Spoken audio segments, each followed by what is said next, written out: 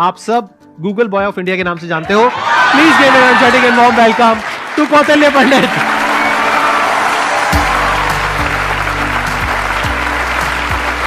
अरे अरे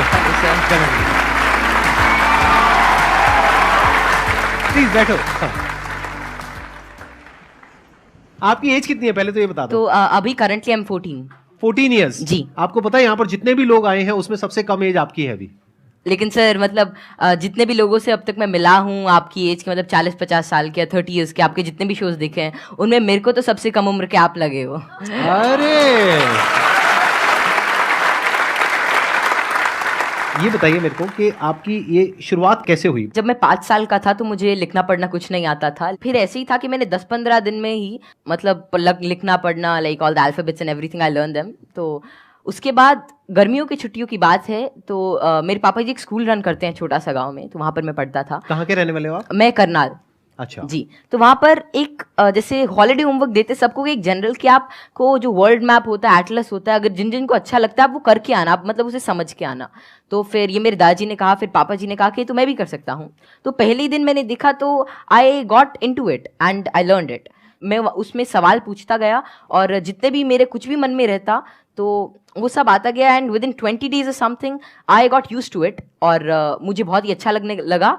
एंड जितना भी वर्ल्ड मैप वगैरह इस टाइप की रिगार्डिंग जितनी भी चीज़ें होती हैं पॉलिटिक्स इकोनॉमिक्स वो सभी मुझे मतलब things were very easy for me. And उसी के बाद से लोग कहते गए कि नॉलेज बढ़ता गया और तब से मतलब यही है कि सीखने का प्रयास कर रहा हूँ। कुछ भी नई चीज़ मिलती है like currently I am a student of 11th grade but I am learning things like astrophysics and quantum mechanics. तो I am not very into it but I like to study it and जितना भी मेरे से हो सकता है मैं उसके अंदर कोई नई चीज़ देखने का प्रयास करता हूँ और कोई नया सवाल पूछने की कोशिश करता हूँ, क्योंकि जितनी भी ज़्यादा क्वेरीज जितनी भी ज़्यादा माइंड के अंदर जो भी कोई क्वेश्चन आता है I try to get it forward और वैसे ही सारी चीज़ें आसान होती रहती हैं।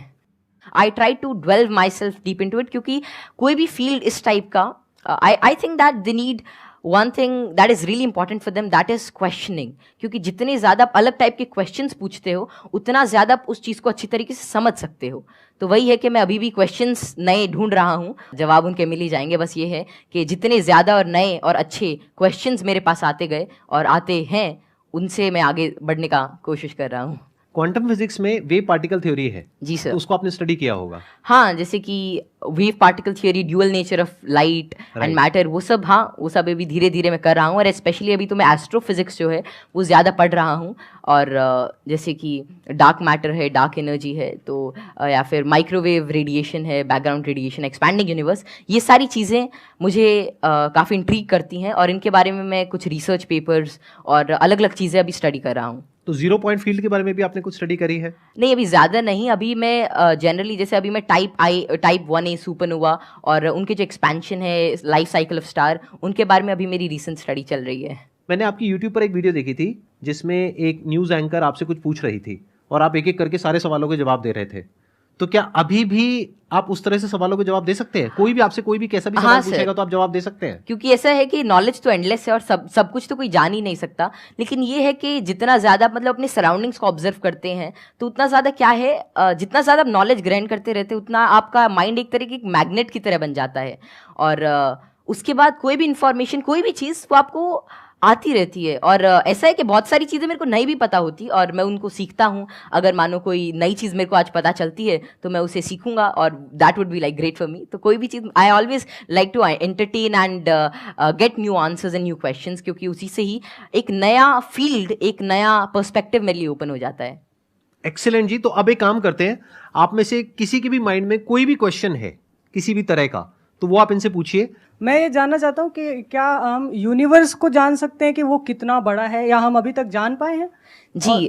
क्या क्या पैरामीटर्स हो सकते हैं उसको नापने के लिए? जैसे कि हमने सुना है कि लाइट ईयर्स होते हैं। जी जी। पर वो कितना बड़ा है क्या हम इमेजिन कर सकते हैं या हम एक्चुअली में उसे प्रैक्टिकली पता कर सकते हैं क्या? तो जो यूनिवर्स की जो एक्सपैंडिंग यूनिवर्स थ्योरी थी वो एडविन हबल ने दी थी और उनके अकॉर्डिंग जो अभी यूनिवर्स की जो एज है वो नियर अबाउट 13.9 बिलियन ईयर्स है और उसी रेट से अभी एक्सपैंड कर रहा है। तो यूनिवर्स जो अभी हमारी थियोरी है यूनिवर्स के जो मोस्टली एक्सेप्टेड है, that is of expanding universe. अभी के हिसाब से हबल कांस्टेंट होता है दैट इज 65 मेगापास्क। तो जो डिस्टेंस ऑफ यूनिवर्स है that is h times d, तो वही 13.9 बिलियन टाइम्स लाइट ईयर। तो इतना भी हमारा एक एस्टिमेशन है कि इतना यूनिवर्स हो सकता है। जैसे आपने इतनी सारी नॉलेज गेन कर रखी है, क्या आप भूलते नहीं है चीज़ों को, या भूलते हैं? कब रिवाइज करते हैं? हम पढ़ते हैं तो हमें रिवाइज करना पड़ता है, अगले हफ्ते भूल जाते हैं, रिवाइज करने के बाद भी भूल जाते हैं। एक्चुअली ऐसे ही होता है ना? Yes sir. अगर आप किसी चीज को अच्छी तरीके से देख लेते हैं, उसे समझ जाते हैं, तो उसकी एक आउटलाइन आपके दिमाग में रहती है और फिर आपको उसे ज्यादा रिवाइज करने की जरूरत नहीं रहती। तो वही है कि किसी भी चीज का कॉन्सेप्ट रहता है, तो अगर आपको वो समझ में आ गया तो information is just like I think that information is not the main part. If you understand the thing properly, फिर आपको वो सारी चीजें आसानी से याद रहती है, आपको कोई उसके लिए एक्स्ट्रा एफर्ट्स नहीं करने पड़ते। सर पूछ रहे थे, बोल रहे थे ना कि मैं मैटर के बारे में स्टडी कर रहा हूँ, तो मैं ये जानना चाह रहा था कि जो इलेक्ट्रॉन प्रोटॉन है इनका मतलब सबसे पहले किसने बताया था इनके बारे में? तो इलेक्ट्रॉन की जो डिस्कवरी थी, तो यार 9th क्लास की एनसीईआरटी में मिल जाता है। तो जो इलेक्ट्रॉन की डिस्कवरी थी वो जे थॉमसन ने करी थी, और प्रोटॉन जो मिला था वो रदरफोर्ड के एक्सपेरिमेंट से हमने डिड्यूस किया था। और चैडविक ने, मतलब जेम्स चैडविक ने जो बेरिलियम की, मतलब जो रेडियो एक्टिव सोर्स से डीके को स्टडी किया था, उससे न्यूट्रॉन के बारे में पता चला था। ये तो बहुत बेसिक क्वेश्चन है भैया, कुछ अच्छा पूछो। थोड़े अच्छे क्वेश्चन पूछो। क्या पूछ रहे हो आप लोग यार? टोटली। मुझे आपसे एक क्वेश्चन है कि आप जितने सेलिब्रिटी से मिलते हो, तो आप इतने जो मिलने से पहले जो बात करने का जो होता है नर्वसनेस, इसको कैसे दूर करें? आप जैसे संदीप सर से बात कर रहे हो और बड़े बड़े आप सेलिब्रिटी से मिले हो, तो आप किस तरह से इतना एक्सपीरियंसली आप बात कर लेते हो किसी से?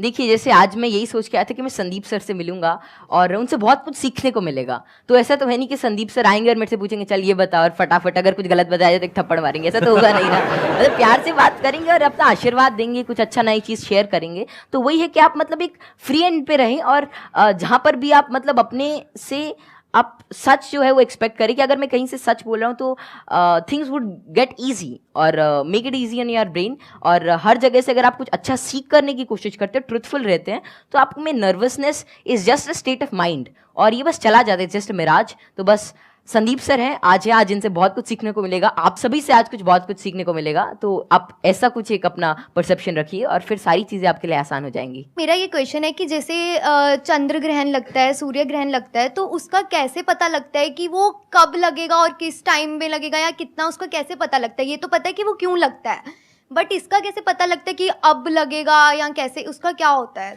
तो खैर ये जो टेक्नोलॉजी थी एस्टिमेट करने की कि कब सोलर एक्लिप्स, लूनर एक्लिप्स या कोई भी सेलेस्टियल मूवमेंट होगी, ये तो आज से मतलब कई हजार साल पहले ही डेड्यूस हो चुकी थी। और इसका रीज़न यही है कि ऑब्जर्वेशन से हम एवरेज टाइम निकाल सकते हैं। एक पैरेलैक्स एंगल आपने पढ़ा होगा कि उससे हम मतलब ये एवरेज स्पीड और एवरेज डिस्टेंस निकाल सकते हैं किसी भी चीज़ का, और उससे ही हम डेड्यूस कर सकते हैं कि कितना रेडियस है, कि एक साल में इतना डिस्टेंस ट्रैवल करती है। फिर एपोजी पेरेजी, फिर केपलर्स लॉ लगा के सेमी मेजर एक्सिस वगैरह निकाल के, तो उससे हम उसका डिस्टेंस यूज कर सकते हैं, और फिर टाइम पीरियड से हम we can actually deduce it. और एक नई चीज़ लूनर एक्लिप्स वगैरह के बारे में ये है कि जैसे जैसे आजकल क्या है, जो due to tidal forces moon हमसे हर साल 3 सेंटीमीटर दूर जा रहा है, तो बहुत हजारों सालों बाद ऐसा होगा कि सन तो उतना ही रहेगा लेकिन चांद जो छोटा हो जाएगा, तो उसके बाद मतलब एक्लिप्स जो होगी वो जिसे आजकल टोटल होती है उतनी नहीं होगी। तो ये estimation it is done by using observation. और एस्ट्रोनॉमी एक ऐसा फील्ड है जो हजारों सालों तक ऑब्जर्वेशन से ही चला, और बहुत सारे पुराने साइंटिस्ट जैसे केपलर, गैलीली, आर्यभट्ट, जितने भी बड़े लोग थे जो पुराने ज़माने के, वे सभी ऑब्जर्व करते थे। उनकी ऑब्जर्वेटरीज होती थी कि कैसे कैसे जो हेवनली बॉडीज़ हैं ये इंटरैक्ट कर रही हैं, कैसे कैसे ट्रैवल कर रही हैं, इनमें क्या चेंजेस हैं, और उन्हीं सभी चेंजेस को एस्टिमेट करके, उन सभी को देख के आज हमने मतलब ऐसी सारी टेक्नोलॉजी को रिड्यूस किया है कि जिससे हम कर सकते हैं, एस्टिमेट कर सकते हैं उनका टाइम पीरियड, उनका डिस्टेंस, और कैसे वे एक्ट करेंगे। एक्सीलेंट जी, big round of applause for him.